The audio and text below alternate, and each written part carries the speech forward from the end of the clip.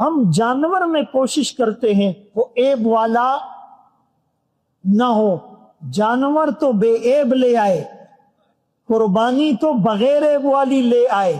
قربانی کرنے والا عیبوں سے بھرا ہوا, قربانی کرنے والے کے ادھر دکھلاوا ہے, آنکھوں میں پاکیزگی نہیں, کانوں میں پاکیزگی نہیں, بول اس کے اچھے نہیں, لوگوں کو وہ تکلیف دیتا ہے. قربانی کے جانور بیچنے والے دھوکہ کرتے, نکلی دانت لگاتے ہیں, دانتوں کو پہلے سے توڑ دیتے ہیں تاکہ اور دانت جلدی آئے. خوبصورتی کے لیے پتہ نہیں فیبریکیٹڈ کیا کیا کرتے ہیں, اور لینے والے کی نیت بھی ٹھیک نہیں ہوتی. میرے محترم دوستو, 8 لاکھ کا جانور لائے, سب کو 10 لاکھ بتاتا ہوا پھر رہا ہے, تھوڑا سا سٹیٹس اچھا ہو جائے, پروفائل اچھی ہو جائے.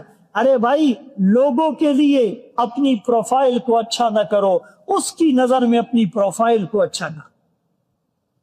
تو جب جانور بغیر عیب والا ڈھونڈتے ہو تو قربانی کرنے والا بھی عیبوں سے پاک ہو.